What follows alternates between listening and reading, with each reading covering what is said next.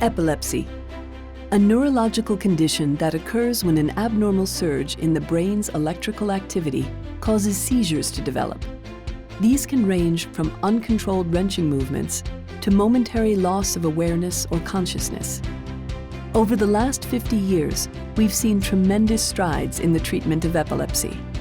And many of these advancements are the result of innovative programs and surgical procedures developed, tested, and offered right here at the Yale Comprehensive Epilepsy Center at Yale New Haven Hospital.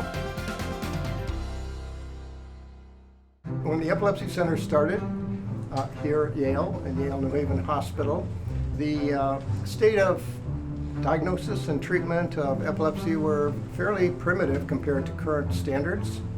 The treatment was limited to about 3 anti-epileptic drugs. When Dr. Richard Mattson joined Yale New Haven Hospital medical staff in 1967, he wanted to establish a formal clinical epilepsy program, which involved continuous, closed-circuit encephalographic or EEG monitoring of a patient's brain activity. In collaboration with the hospital, he started an epilepsy unit, which was initially located at the Connecticut Mental Health Center and later transferred to West Haven Veterans Administration Hospital.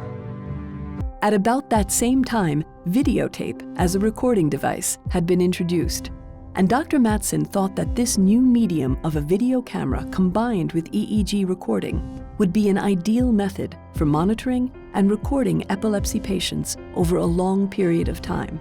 This would be useful toward diagnosis and determining where in the brain seizures began. By the early 1970s, 24-hour video EEG monitoring had become the standard for helping to diagnose patients with epilepsy. In 1972, the Veterans Administration formally designated the West Haven Veterans Administration Hospital as an epilepsy center. A few years later, Dr. Mattson began a 15-year collaboration with colleagues from Veterans Administration epilepsy centers throughout the United States to evaluate anti-epileptic drugs. This trial, which included Yale New Haven Hospital patients, would become the largest controlled trial ever conducted in the field of epilepsy.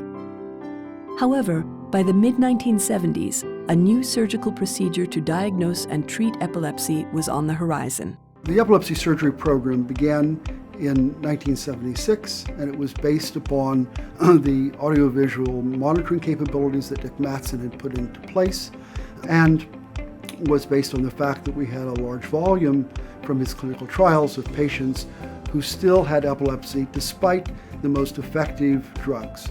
Dr. Spencer enlisted the Yale University Electronics Engineering Lab to develop electrodes that could be surgically implanted in the brain, a modified version of a probe developed at the Mayo Clinic. Now these patients had electrodes in the brain, in specific areas that we were suspicious about. It was this advancement that enabled the team to better locate where in the brain seizures were originating, so those areas could be surgically removed. Within a few years, the epilepsy medical team had expanded to include Dr. Susan Soloway Spencer, and quickly became one of the largest and most important comprehensive epilepsy centers worldwide. In 1990, a new inpatient unit focusing on surgery opened at Yale New Haven Hospital, coexisting with the unit at the VA.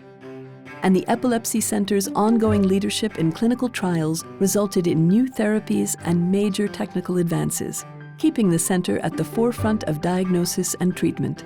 Some of the major advances in epilepsy in the past few decades, many of which the Yale Comprehensive Epilepsy Center has been very closely involved with, are advances in anti-seizure medications, in brain imaging, especially magnetic resonance imaging.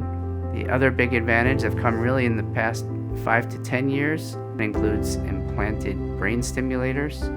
Laser ablation is now used, so rather than having to open the skull and remove the piece of the brain where the seizures are coming from, you can now put a very thin probe in and heat it up enough to destroy the abnormal cells that are causing the seizures.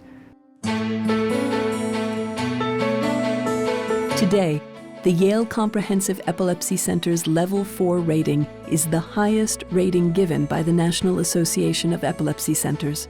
With a multidisciplinary care team, The center offers both inpatient and outpatient services to patients like Susan and Danny. The Epilepsy Center has changed my whole life completely in the way that now I don't have seizures, I'm not as tired, I can go out and do what I want, I can drive, I've gone to work and made a career, and now I'm retired and I just go down and have a good time and enjoy my life now, do everything I want. They just kept working at it, and when they found that we could do this surgery, our life is back. She got out of the hospital. A week later, she walked through the doors of her high school, no wheelchair. I can't even describe how happy we are.